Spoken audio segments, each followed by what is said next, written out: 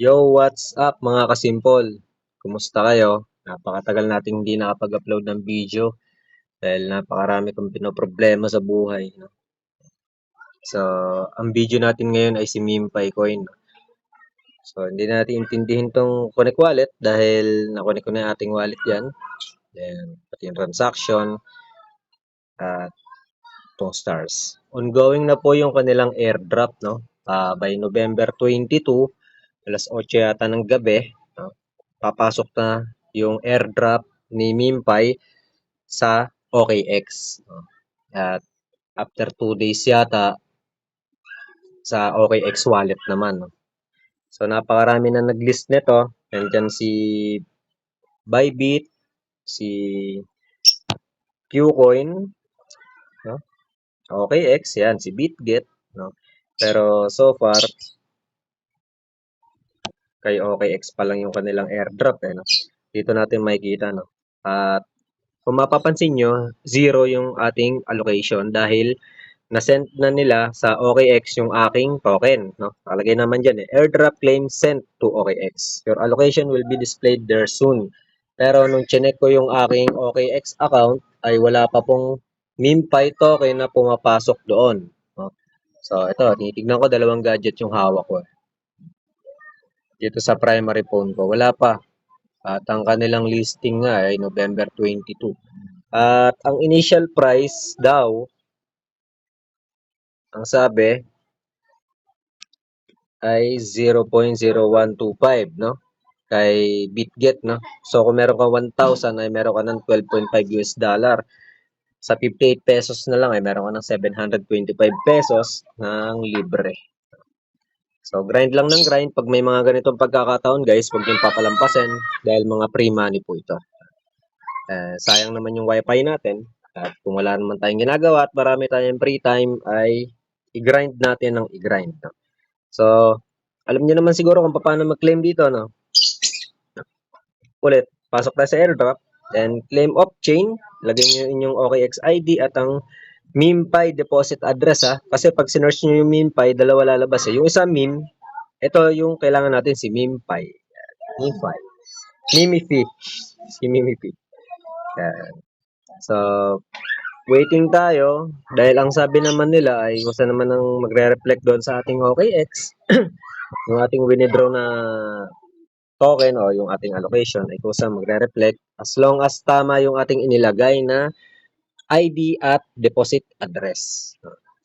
So, ang sabi naman nila dito sa game, pwede pa naman nating ituloy ito. Hindi lang natin alam kung ano mangyayari. Parang season 2, no? Season 1, season 2, season 3. Hindi natin alam. Sana maging maganda ang presyuhan nito at may nagsasabi din na ang price nito ay aabot ng 0.02, no? So, meron tayong kung meron kang 1,000 ay magkakaroon ka ng 1,160. Depende pa sa price ng US dollar, no? Sana maganda-ganda yung maging market cap, mag-ala dogs o alanat, no? Pero ewan natin, hindi natin masasabi yan. Ayoko magbigay ng price prediction. Ito naman ay base doon sa mga post ng mga exchange, no? Doon lang din nag-base yung iba. No? Yan. 5 days ago yung naging snapshot nila. Sayang at hindi natin to na-grind ng maayos. Yun nga, sa case ko, marami akong pinoproblema ngayon. Wow. Tapos natin. Yan, highest volume traded na to sa pre-market, no? As of now, ang price niya ay 0.01376, no? Sa major, malakas din si major, di natin nag-grind to. Ito si Dogs, medyo hindi talaga gumagalaw. Ito pinakamalakas na airdrop no? Sayang to guys kasi parang nung nalaman ko to sa GC ko na nag-exist since 2008 pa yata no. Hindi pa kasi ako marunong na gumamit ng mga extension sa sa mobile no, saka sa tablet no. Since wala nga tayong laptop at ang tinuturo nating way ay sa mobile lang. So ngayon nakakapag-grind na tayo ng mga ganito at sa mga next video ay tuturuan ko kayo kung hindi kayo marunong, step by step, kung paano kayo din makakapag-grind, no, ng mga mining na ganito. Sayang to. 3 sa amin dito na mga pinsanin ko ay nakakuha. Ang pinakamababang airdrop na nakuha is 140,000 pesos sa grass. Sa ngayon, nag-grind na tayo niyan. So, yun nga, sa next video, tuturo ko sa inyo. So, focus muna tayo sa MemePy. Yan. Nasa sa inyo kung gusto nyo pa rin ituloy ito, pero para sa akin, ang labanan kasi ngayon, pabilisan ng airdrop, saka mga tamang diskarte. Huwag tayong gumamit ng mga bot dito dahil ng mga auto-clicker, no? Dahil mahigpit nga sila. Ito, what's next after mining ends? Yan. No mercy, sa mga nag-auto-click, zero chance talaga. Kaya hindi ako gumagamit ng mga auto-clicker na yan. Ayoko dyan, wala akong tiwala dyan. Sayang naman din kasi yung effort natin, no?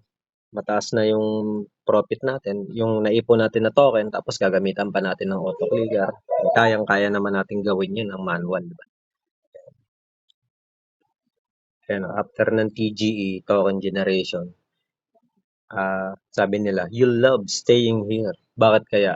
So ngayon, wala pa silang update, no, regarding sa mangyayari dito sa game dahil ang team ay nakapokus sa pagbibigay ng airdrop dahil magli-list na nga dito ngayong November 22. So tingnan natin, ito yung mga susunod. Mahirap na kasi makapagsabayan dito dahil ang dami ng mga nauna, di ba? So yun ang isa pang kalaban natin dyan, May nauna na sa'yo, ang lakas pa mag-repair, di ba? Ang ending, maghahabol ka, kakahabol mo, gagastos ka, tapos matatalo ka naman sa diba? Kaya sabi ko nga, enjoy lang. Kung ano lang yung kaya nating mag-grind, dun lang tayo, Huwag na tayo maghangad. Ang importante, hindi tayo napag-iwanan, hindi tayo nawalan, kumita pa din tayo, Nang libre. So, hanggang dito na lang muna, guys. At waiting tayo kung ano mangyayari sa MemePy. Tingnan natin yung kanilang mga speculation. Yung mga top users, yan yung mga matataas yung sa Bitget spot, merong 35 million na pinamimigay. Imposible siguro imposible siguro may $1.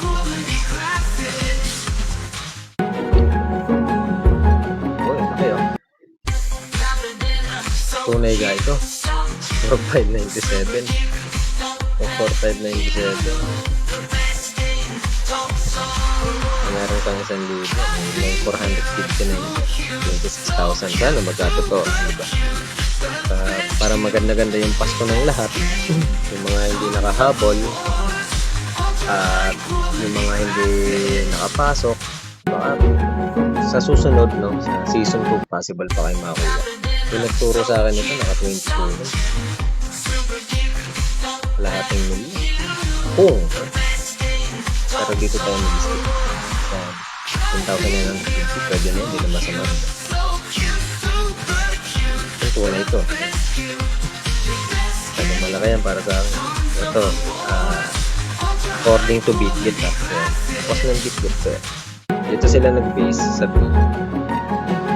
0.10 transaction. So, ito nga, lumalabas.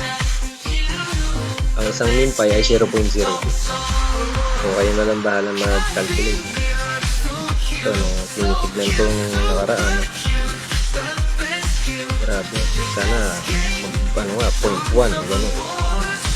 Kumain man lang ng 2 0. So, hanggang dito na lang, guys, And abang kayo sa susunod kong video. And bye-bye!